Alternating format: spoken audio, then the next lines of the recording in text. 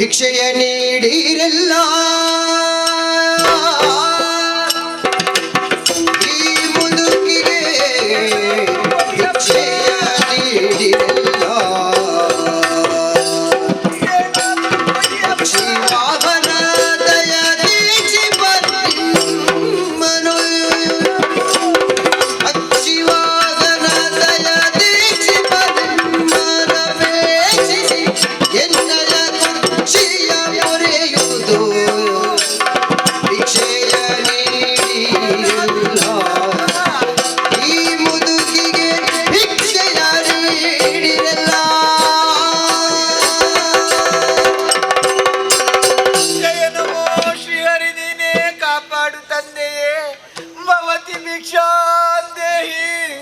ಯಾರಾದ್ರೂ ಏನನ್ನಾದ್ರೂ ಕೊಡಿರಪ್ಪ. ಈ ಮುದುಕಿಗೆ ಎದ್ದು ನಿಲ್ಲುವುದಕ್ಕೆ ಕೈಕಾಲಲ್ಲಿ ಶಕ್ತಿ ಇಲ್ಲ. ಈಗಲೂ ಇನ್ನೊಂದು ಗಳಿಗೆಯಲ್ಲೋ ಬಿದ್ದು ಸಾಯುವ ಸ್ಥಿತಿಯಲ್ಲಿ ನಾನಿದ್ದೇನೆ.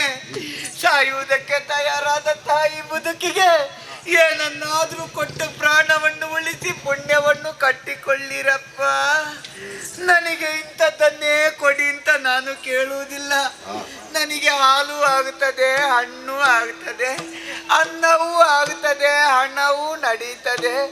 ನೀವು ಏನನ್ನು ಕೊಟ್ಟರು ಪ್ರೀತಿಯಿಂದ ನಾನು ಸ್ವೀಕಾರ ಮಾಡ್ತೇನಪ್ಪ. ನೀವಾಗಿ ಇಲ್ಲಿ ಬಂದು ಕೊಡಿ ಅಂತ ನಾನು ಕೇಳುವುದಿಲ್ಲ. ನಾನಾಗಿ ನಿಮ್ಮ ಹತ್ತಿರ ಬರುವಾಗ ಇಲ್ಲ ಅಂತ ಮಾತ್ರ ಹೇಳಬೇಡಿ.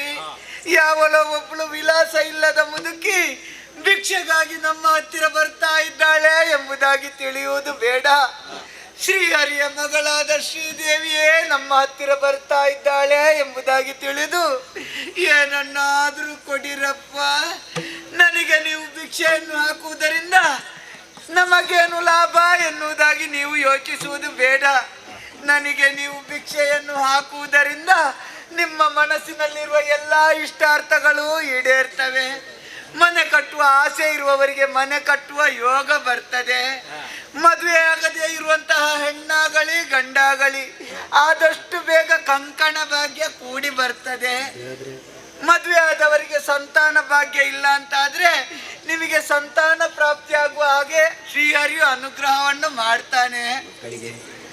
ಮಕ್ಕಳಿದ್ರೆ ವಿದ್ಯೆ ಕಲಿಯುವಂತಹ ವಿದ್ಯಾರ್ಥಿಗಳಿದ್ರೆ ಈ ಸಲವು ಮನೆಯಲ್ಲಿಯೇ ಕುಳಿತು ಉತ್ತೀರ್ಣರಾಗುವ ಹಾಗೆ ನಾನು ಅನುಗ್ರಹವನ್ನು ಮಾಡ್ತೇನಪ್ಪ. ಅನಾರೋಗ್ಯದಿಂದ ಬಳಲುತ್ತಾ ಇದ್ದವರಿದ್ರೆ ಆರೋಗ್ಯ ಪ್ರಾಪ್ತಿಯಾಗುತ್ತದೆ. ಏನನ್ನಾದರೂ ಕೊಟ್ಟು ಪುಣ್ಯವನ್ನು ಕಟ್ಟಿಕೊಳ್ಳಿರಪ್ಪ. ಇಲ್ಲದವರು ಏನನ್ನು ಕೊಡದಿದ್ರೂ ಚಿಂತೆ ಇಲ್ಲ, ಇರುವವರು ಮಾತ್ರ ಕಡಿಮೆ ಮಾಡಬೇಡಿ. ನಾನು ಹೀಗೆ ಹೋಗಿ ಮತ್ತೆ ಆಚೆ ಹೋಗುತ್ತೇನೆ. ಭವತಿ ಭಿಕ್ಷಾಂದೇಹಿ, ಏನನ್ನಾದರೂ ಕೊಡಿರಪ್ಪ.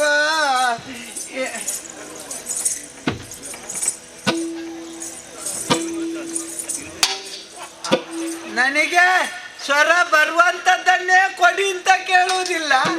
ಸ್ವರ ಬರದ್ದು ಕೊಟ್ರೆ ಇನ್ನೂ ಒಳ್ಳೆಯದು. ಅದರಲ್ಲಿಯೂ ಹಸಿರಿದ್ದು, ನೀಲಿದ್ದು, ಮತ್ತೆ ಗುಲಾಬಿ ಬಣ್ಣದ್ದೊಂದುಂಟು, ಅದು ಕೊಟ್ರೆ ಇನ್ನೂ ಒಳ್ಳೆಯದು. ಹೀಗೆ ಹೋಗಿ ಮತ್ತೆ ಆಚೆ ಹೋಗುತ್ತೇನೆ. ಭವತಿ ಭಿಕ್ಷಾಂದೇಹಿ, ಏನನ್ನಾದರೂ ಕೊಡಿರಪ್ಪ.